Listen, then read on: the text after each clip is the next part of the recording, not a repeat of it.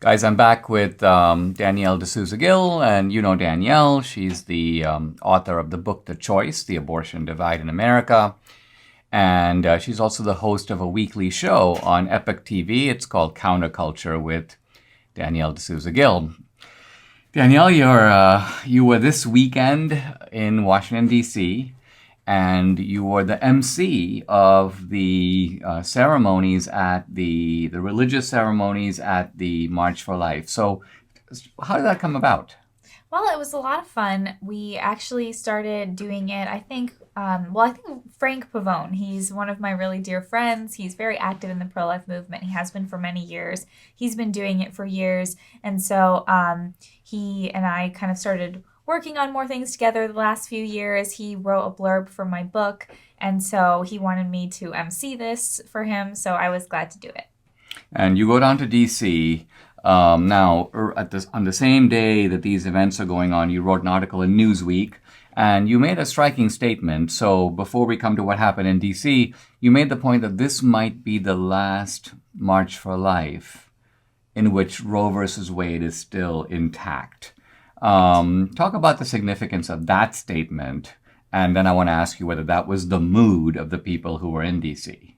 Well, I think one of my main messages was that even though this could be the last March for Life under Roe v. Wade, we are not going to pull back at all as pro-life activists, because I think the left thinks that, after Roe v. Wade is overturned, we're going to kind of disappear and then we will have gotten our win or something, and so it's over, or we won't have this opposition anymore. But in fact, we will, because this will all go back to the states. So we'll still have states that have very radical abortion laws like New York and California. And so we will have to work really hard to pass pro-life legislation in a lot of other states. But states like Ohio will be able to have their heartbeat bill. Mississippi will be able to have their 15-week ban. And so we will have to keep organizing at the state level.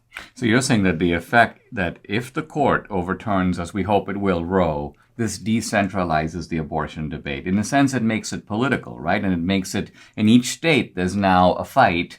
And you're saying pro-life energy has to be redirected from going to the front of the Supreme Court to now going to your state legislatures and activism at the local level. Yes, I think that's the next step, is working towards that, and then also hopefully towards a federal amendment, but we'll need to get more of a majority until then. So that might take another 50 years, hopefully much sooner than that, but that's our next step. So we will have those federal goals also, but I think in the meantime, we will definitely have to focus on the local politics of it. Now, you went to D.C., and this was after the Supreme Court has heard the Dobbs case, the decision presumably coming this spring. What was the mood in D.C.? Well, who was there? What was going on? I saw a little bit on social media about a kind of a pro-choice counter-protest, but what did you see and what did you observe? I saw that it wasn't as large as it usually is. It was a lot of people, but usually the March for Life is massive. And I think because of the vaccine mandates that were put in place in D.C. literally a few days before, and obviously a lot of other things going on, it was a little bit smaller crowd. But it was still quite a lot of people. And I think there were, all of the main kind of groups that you would expect, pro-life groups were there. People traveled from all across the country. I had some good friends from Ohio who drove in for this. It was quite a lot of people. But I personally got to talk to the people who crafted the laws in Mississippi, who crafted the laws in Texas, who really have been working on this pro-life legislation. So I spoke with them, and I also got to talk to Alveda King, who is Martin Luther King's niece, and I got to talk to this guy who sings in this band called 10th Avenue North. He's very pro-life. Just a whole array of characters. Well, you were saying it was kind of cool about the singer because you had listened to him when you were in high school. And sometimes you have, even if a guy is pro-life, they're a little reluctant to be publicly identified with the issue. So you were saying culturally you thought it was important that he was there. Yeah, I mean, some Christian singers today, they think like, oh, I just want to be cool and I just want everyone to like me. So I'm going to be kind of getting, away from politics. I don't want liberals or conservatives to think anything of me. And even on the pro-life issue, they're not really sometimes speaking about those kinds of things. So I thought that was really cool. He had said he grew up going to these. His parents had worked in this movement for a long time. So that was really cool to see him there. Talk about this. The religious ceremony you said was interesting because it had a variety of, you had the Catholics there, talk about the woman who was the Baptist, because a lot of it was quite liturgical and ceremonial. And then she jumps up and she goes, what does she say? Well, yeah, it was a Christian ceremony. So we had everything from Catholics to Baptists who were a part of it.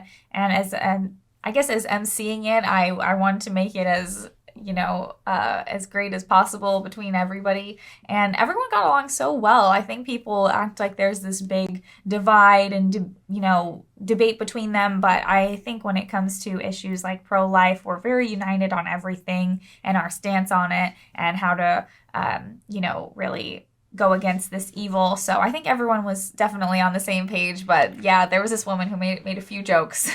Well, I mean, that is actually historically a little new, because if I think back to when I was younger, came to D.C., the evangelicals were anti-abortion, but they did it on their own. And then the Catholics did it on their own. And there was a kind of a rift between those two groups. And it seems like over the years it's been healed, so that even though there might be some theological differences, that on the moral and cultural issues, there's a united front. So that's actually, I think, a very positive development in unifying the pro-life side. Yeah. And I think it's good, too, because in a way we have this much larger enemy, Biden, larger enemy, abortion, larger enemy, Satan. So there's really so much that we have in common and that we can focus on to fight back against. And if we're not on the same page when it comes to these important issues, then what happens is, the babies suffer. We don't get as far as we can and all these things. So I think everyone having their own, goal in it. There were people who set up the crisis pregnancy centers, and there are people who work on the laws themselves. So everybody has kind of a different focus. Guys, if you go just to, is it Epic TV? How did they get your show? I just want to let people know. Well, you can download the Epic Times app. That's probably the easiest thing to do. And then when you click on videos, you'll see Counterculture with Danielle D'Souza Gill, as well as many other shows. So you can watch a lot on there, and also follow me on social media. Awesome.